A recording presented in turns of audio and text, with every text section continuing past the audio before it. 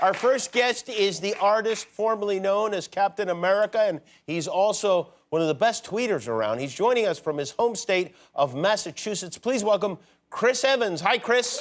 How are you? Hey. How are you, Jimmy? I'm good. Chris, I enjoy you on Twitter. I enjoy your activities. I know you're very politically minded, aren't you? Yeah. Well, I think, nowadays you got to be, right?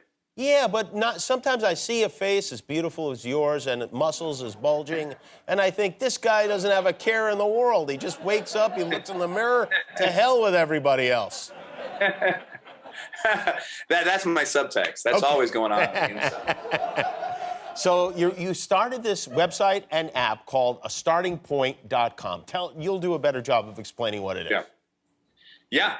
Well, it's designed to ultimately create engagement. I think a lot of people turn away from politics because the landscape itself is a little daunting. I think if you hit 25, 30, you get a little embarrassed if you don't understand basic issues, and where do you go to get that information? So this is a way to try and get fair and balanced bipartisan information from across the aisle. Bipartisan information, and I've seen it, and I saw how it works, and it is set up very cleverly. How long did it take you to get it together?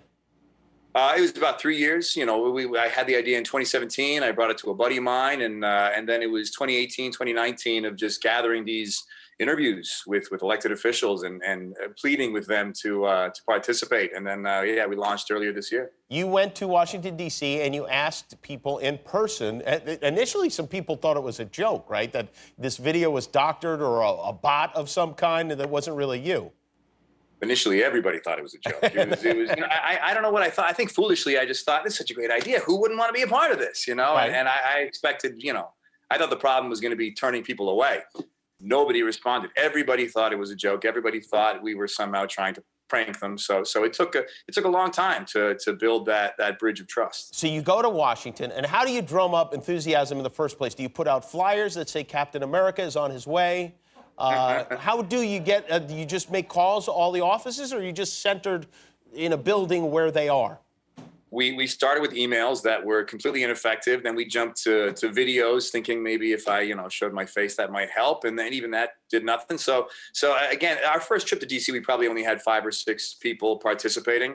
And then it was a lot of knocking on doors and telling the folks who did participate, please spread the word. Please tell people this was an enjoyable experience. Who did you wind up getting to participate? Name some of the people that you spoke to and who. Oh God, so many. Videos. Yeah, I mean, we got over 200 plus elected officials, tons of them, tons. I mean, I don't even know where to begin. A lot, quite a bit. Now, the president, did you ask the president to be a part of this? We did. Yeah, we had to. And he said what? You got it. You got to do it. Yeah, sure. I shouldn't say it that way, but yeah, we did. We asked him. He said no. He said no twice. So I did my part. Okay. President Trump said no to Captain America. Just want to point that out for the record. Who was most helpful from each side, Republican and Democrat? I mean, everybody was wildly helpful, Jimmy. If there's anything I've learned being in D.C., it's, what will I say? I'll say people who were really, really impressive, people who really actually kind of blew my hair back. Katie Porter just knocked it out of the park. This was before she had done those whiteboard videos that went viral. She just sharp as a tack. And she really is, yeah. Yale and Harvard, she's the future. And you know who actually I enjoyed on the right was John Boehner. I mean, him and I disagree on basically everything, but he was very candid. He's no longer in office, so he came in and said, ask me anything. He had no filter, and I just appreciated the candor. I think I went into it hoping for that level of honesty across the board, and sometimes you get platitudes, and sometimes you get people who really, say what they're thinking, and John was certainly one of those guys.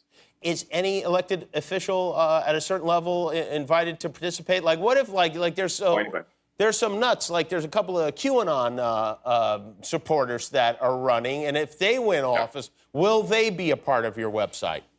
Now, this is the real frustration, because I sat with a few people that I aggressively disagree with. If they don't say anything that's, we have fact checkers. So if they answer a question that doesn't check out, doesn't make the website. But we live in this time where if you disagree with someone you think don't speak to him.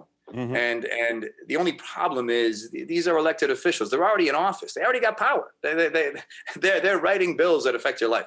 To pretend they don't exist, I think, is more pernicious than sitting down with them, hearing what they have to say, and letting it be, a landscape of competing ideas. So, sometimes I had to sit there and squirm a little bit and bite my tongue. But again, the site is designed to be fair and transparent. And if you're in office, if you got elected, you got a right to be on the site. It reminds me a little bit of the way they did the last debate, where one person gets to speak and then the other one responds. And then if the other wants to respond again, and you can just kind of hear them go back and forth. They're not interrupting each other. There's no fighting going on. And the hope is that eventually you will get some furniture for your house, right? That's the real goal. Yeah. I'm just going to sell this in a few years. That's the long-term goal. Yeah, real American dream. We're going to take a break. Chris Evans is here. He needs a trip to IKEA. We'll be right back. For as nervous as we were in the beginning, coming back each time to the place we knew, to people that were familiar, it started to feel like we were doing something that was working and that people wanted to participate in. We're going to have to get you a permanent office around here. I don't know if I can handle that. Chris Evans is with us. His website is astartingpoint.com. We spoke about that. There you were, shaking hands, meeting the people who we see on cable news all the time. Did you watch the World Series last night or the night before? No, I didn't. I don't know what it is. 2020 has kind of kicked my ass. I'm normally a big sports guy, but I don't know what it is. I'm a little preoccupied with politics these days. Yeah, I feel the same way. It's hard to concentrate. It seems more trivial than it is, but it was a great World Series. And the reason I asked that is because I know you're a Boston guy, but I also know that you have a dog named Dodger that you are very fond of. There's Dodger right now. And not only you have a dog named Dodger, you have Dodger tattooed on your body. It looks like we can see the Dodd right there under Dodger's nose. Right. How long have you had Dodger on your chest? Oh, God, a few years now. How long did you have Dodger the dog before you decided to get his name on your chest? Not long. I mean, that's probably one of the purest relationships I have. Yeah, that's really true. It didn't take much convincing. I'll never regret that tattoo. I've regretted a few in my life, but not that one. Was there any talk that Dodger might get your name tattooed on his chest? Oh, I already did it. He had no choice.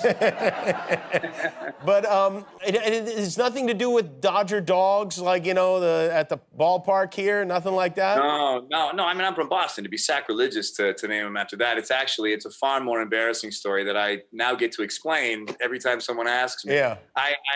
There's a movie called Oliver and Company. It's a Disney movie, an animated movie. I know it. That I Yes. grew up watching. Yes, I believe Huey Lewis sang a song in that movie, yes? Huey Lewis. But yeah, come on, there was some real stuff. I think Billy Joel is the voice of Dodger, actually. But when I first saw him in the shelter, I just said, oh, man, that looks like Dodger from Oliver and Company.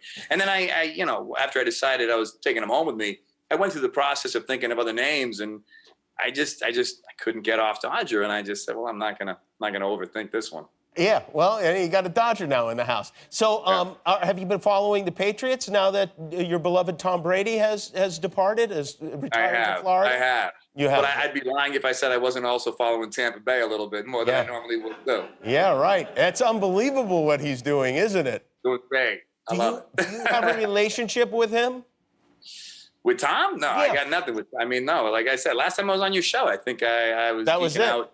I saw later. I was like, man, Chris, you got to start playing it cooler. This is never going to go the way you want it to. You got to act like you don't care. You know what I mean? That's the foundation. How are you going to handle? No, we've not met. But it's become such a thing now. Maybe I shouldn't meet him. At this point, you know what I mean? He's become so iconic in my life and my sports experience. Maybe it's best just to leave it.